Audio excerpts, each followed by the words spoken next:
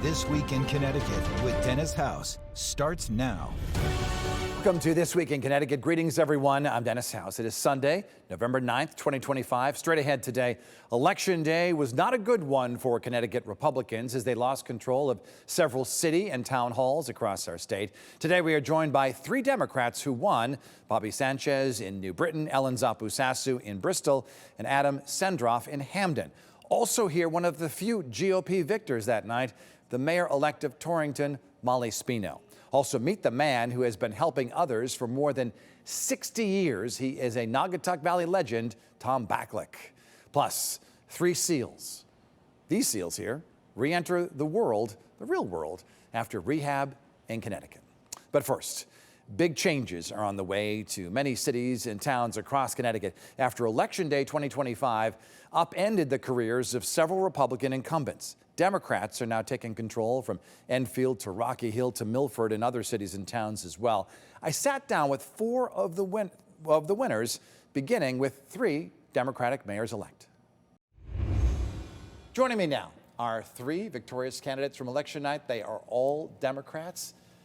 Folks, congratulations. Good to see you here. We are joined by the mayor-elect of New Britain, Bobby Sanchez, the mayor-elect who's also the former mayor of Bristol, Ellen Zapusasu, and the mayor-elect of Hamden, Adam Sendroff. So congratulations to all three of you.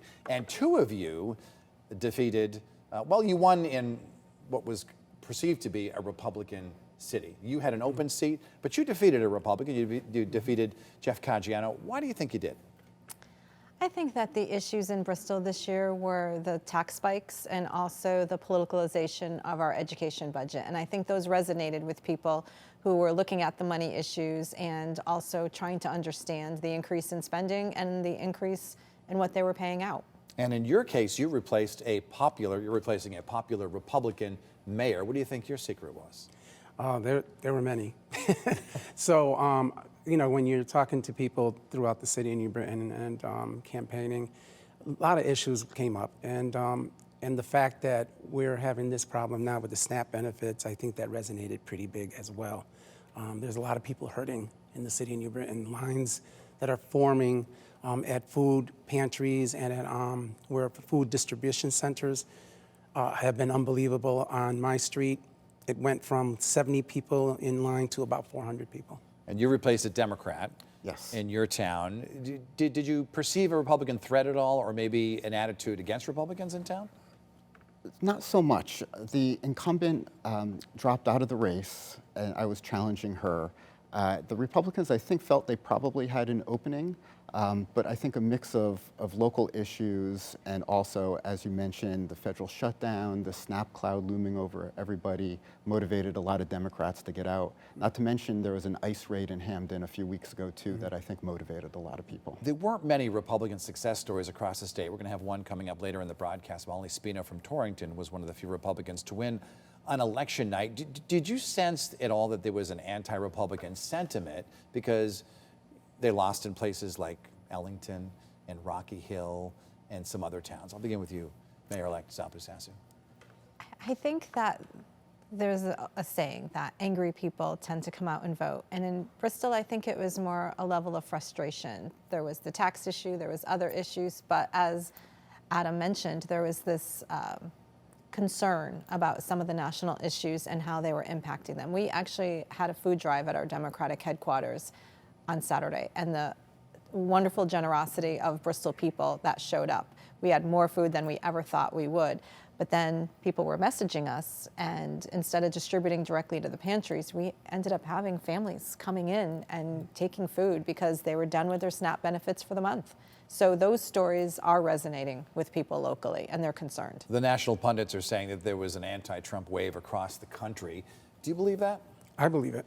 I believe it. You can see that frustration yesterday, during the election, where, people were bringing that to our attention, that what's going on at the federal level. Not just the federal level. In New Britain, they were also talking about taxes being very high and rents going up high as well. And they talked about the homeless issue as well. But I think it did resonate. And your Republican opponent who lost had said that she's anti-Trump. She didn't support Trump. Of course, she used to be a Democrat as well. Did you sense any anti-Trump sentiment I Yes. did. Standing at the with polls, voters. I did hear it a bit. Yes.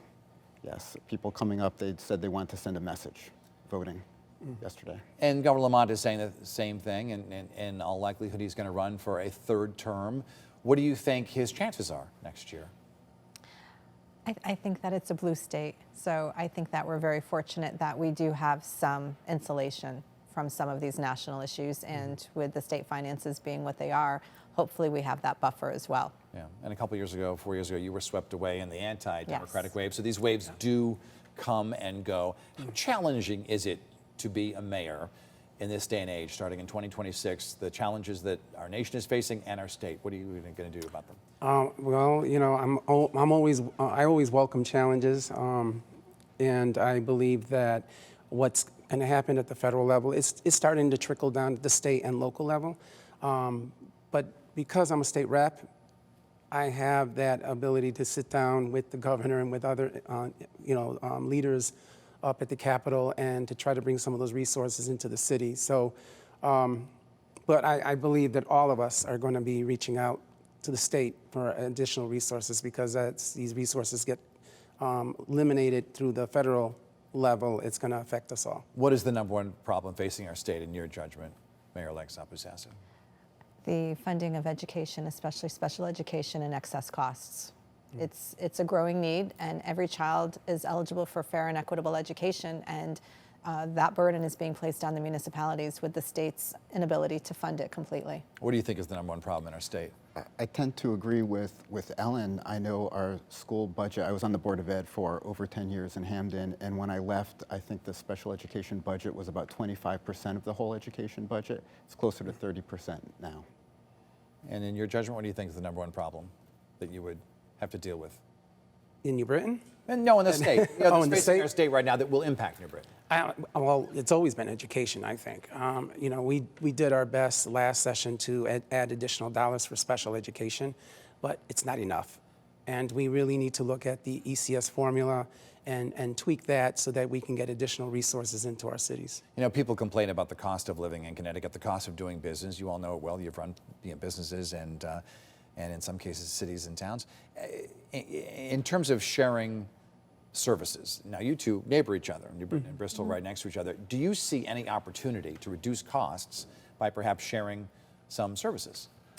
I do.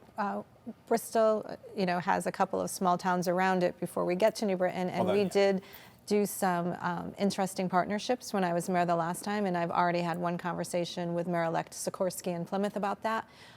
Small things, building inspection services when a small town didn't have a chief building official, sharing of resources on a public works level for equipment shares. I think it is possible, and I think that it's important that we chart our own destiny in terms of how we create those regional partnerships before the state steps in and tells us to. And what about Hamden? I really want to explore regionalism as a way to save money, especially when it comes to public works equipment. That's something I want to look into. Yeah, the trucks are expensive and all these things, the equipment, and you might as well share. I mean, not Share them, yeah. Yep, come up with a schedule. Adam Senderoff, he is the new mayor of Hamden, and when he gets sworn in? November 30th. Ellen Sapu-Sasu, the new mayor, but also the former mayor of Bristol. She's back, and when is your first day? Tomorrow. Tomorrow. Oh, so we're taping this Inauguration. program on, yes. Okay, so it's Sunday, so inauguration. And how about you? Tuesday, the 11th. Okay, Bobby Sanchez. He is the new mayor of New Britain. Congrats to all of you, and best of luck. We'll have you on here again. Thank you. Thank you.